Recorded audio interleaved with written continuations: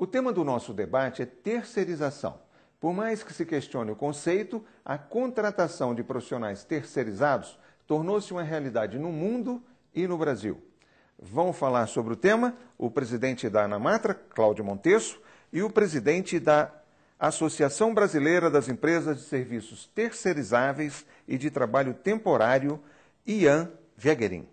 Eu gostaria, inicialmente, que cada um desse a sua posição sobre terceirização, e eu começo pelo Dr. Cláudio Montesso. Bom, nós temos uma visão da terceirização que é sempre uma visão muito, digamos assim, uma visão muito prejudicada pelos casos que nos chegam. A terceirização, quando chega no seu trabalho, ela é sempre vista como algo ruim ou detrator da condição do empregado, porque ela chega numa fase da exceção.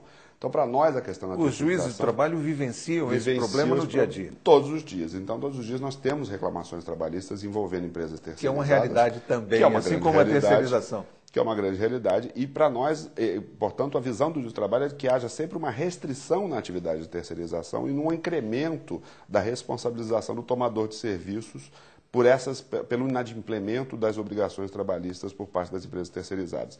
Para nós, quanto mais se amplia a atividade de terceirização, mais você fragiliza a capacidade dos trabalhadores de se organizarem em sindicatos, de contra-argumentarem com o conjunto empresarial a respeito de novas condições nos seus contratos de trabalho, prejudica a unidade dessas reivindicações empresariais. Portanto, acho que nós precisamos ter cada vez mais uma regulamentação que seja limitadora e, principalmente, que estabeleça muito claramente o que é a atividade meio possível de ser terceirizada. É claro que nós não temos uma visão no sentido de que se tenha que acabar simplesmente com a terceirização, porque ela de fato é uma realidade e ela é possível e até desejável em determinados segmentos, determinadas atividades empresariais, até como forma de eficiência da atividade empresarial.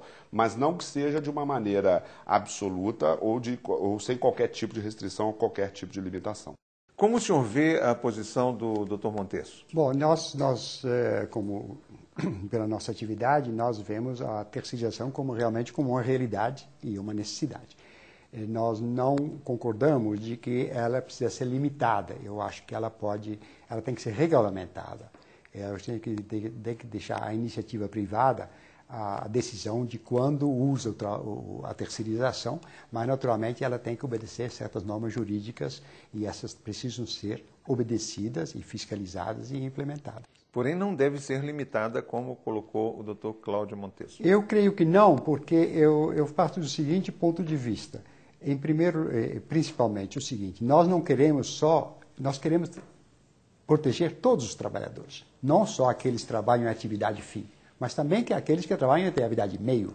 Então, se a terceirização prejudica o trabalhador, ela não pode existir. Ela tem que obedecer a normas e aí todos os trabalhadores têm que estar protegidos. Agora eu lhe pergunto, a terceirização de mão de obra, ela assegura, por exemplo, a igualdade de direitos que é garantida pela Constituição? Para isso nós precisamos justamente de uma legislação que regule isto, porque o terceirizado, em princípio, ele está submetido à mesma CLT, nas mesmas leis que o trabalhador que trabalha diretamente na empresa. Como o Dr. Montesso disse, quer dizer, a justiça chega às exceções. É a mesma coisa que um médico. No hospital só chegam as pessoas doentes, certo? Mas todas as pessoas que estão sadias não vão ao hospital. E todas as pessoas que têm os seus direitos respeitados não vão à justiça do trabalho. Correto? Então, tem um pouco disso. Nós precisamos ver realmente. Agora, se nós tivermos uma legislação mais clara e mais dirigida, nós podemos fazer com que menos casos cheguem à justiça do trabalho. O Dr. Montesso coloca também uma outra questão. Ele acha que a terceirização, de alguma forma, especialmente no setor público, favorece outras formas de distorção. Por exemplo, o apadrinhamento político, a contratação por apadrinhamento político. Como é que o senhor vê essa questão? Bom, justamente, há uma tentativa de separar a terceirização no setor público do privado, certo? Na minha visão, não se deve separar, é uma coisa só. Agora, o setor público precisa também obedecer os mesmos parâmetros, porque uma das queixas que se tem sobre a terceirização é que ela diminui a dignidade do trabalhador, certo? Mas a dignidade, em parte, está dentro da remuneração. E o setor público compra sempre o serviço mais barato. Portanto, ela força a redução dos salários, o sistema público força a redução dos salários do trabalhador pelo sistema de compras do Estado. Então, quem mais prejudica a dignidade do trabalhador na terceirização é exatamente o Estado. Doutor Montesso, no dia a dia, os juízes do trabalho convivem com o problema da desigualdade por causa da terceirização? O grande problema da terceirização, no aspecto da desigualdade, está no fato de que, sendo ela uma empresa terceirizada, e, portanto, com representação, por exemplo, sindical diferenciada, os acordos e vantagens negociados pela categoria da atividade fim, ou pelo menos aqueles empregados diretos da empresa, não atingem ou não são estendidos aos empregados terceirizados em regra. Poderão até ser feito isso através de um acordo, eventualmente, que se possa ter feito no âmbito daquela empresa. Mas, em regra, isso não acontece. E é importante chamar a atenção, o doutor Ia coloca de uma forma muito transparente, e eu acho que é importante chamar a atenção disso, é o seguinte: a terceirização é feita para redução de custos. Me parece que ninguém imagina terceirizar atividades pelo belo prazer de ter empregados de outra empresa. Por outro lado, a empresa que terceiriza objetiva lucro. Então há uma margem de lucro ali Logo, sobre a folha. Se incrementa. Portanto, há sim, aí é a nossa divergência, uma deterioração da capacidade de pagamento de salários. É óbvio que se eu puder terceirizar para um salário menor do que aquele que eu pagaria em razão dos acordos, das convenções coletivas que eu tenho com a categoria profissional majoritária da minha empresa, eu vou terceirizar para poder fugir dessas obrigações. Existe também esse aspecto, esse lado da terceirização que não pode ser esquecido. Daí porque nós defendemos que a legislação, se regulamentar vier, que ela estenda aos empregados terceirizados as vantagens inerentes da categoria principal e que possam também esses empregados usufruir dessas vantagens. Eu lembro até de um debate que tivemos uma vez em São Paulo em que eu chamei a atenção, por exemplo, de uma desigualdade que certamente haverá entre terceirizados e empregados da atividade fim, que é a participação de lucros e resultados. Não se imagina que a empresa principal vá pagar lucros e resultados para os empregados da atividade terceirizada. Logo, aí já haverá uma distinção clara entre eles e um tratamento diferenciado entre eles. Daí porque a gente acha que tem que haver uma restrição cada vez maior nessa atividade para que, ao fim e ao cabo, nós não chegamos à radicalização tal de que uma empresa não tenha um único empregado seu e todas as suas atividades passem a ser terceirizadas. Nós poderíamos chegar a esse absurdo. Qual a empresa existe? Quantos empregados tem a empresa? Nenhum. O terceirizado tem 1.500. Então, isso é uma coisa que nós precisamos evitar. Bem, os senhores concordam quanto à necessidade de se regulamentar o trabalho terceirizado? Não há dúvida quanto a isso, não é mesmo? Sim, sem dúvida. Agora, como regulamentar esse trabalho? Existem projetos no Congresso Nacional e o mais importante deles é um substitutivo do Senado Federal, que é o projeto de lei 4.302, é um projeto que teve origem no governo Fernando Henrique. Eu gostaria de conhecer a posição dos senhores sobre esse projeto. Doutor Ian. Bom, nós tivemos acompanhado esse processo há 10 anos, que ele começou em 98, e é um projeto inicial, o texto inicial é do deputado, na época, deputado Jair Meneghelli. Ele foi para o Senado, foi mudado substancialmente, voltou agora para a Câmara. A Câmara retirou várias dessas alterações introduzidas pelo Senado e nós consideramos que, do jeito que ele está neste momento, ele tem condições de atender às nossas necessidades no momento. Por quê? Porque ele regulamenta, ele estabelece direitos, ele estabelece equiparação, solidariedade entre o prestador de serviços e a empresa tomadora. Certo? A empresa tomadora também se torna responsável por irregularidades pelos direitos do trabalhador, certo? Que eu acho que o fundamental é realmente assegurar os direitos do trabalhador. E nós achamos que esse novo projeto, no momento que ele está agora, ele assegura os direitos do trabalhador.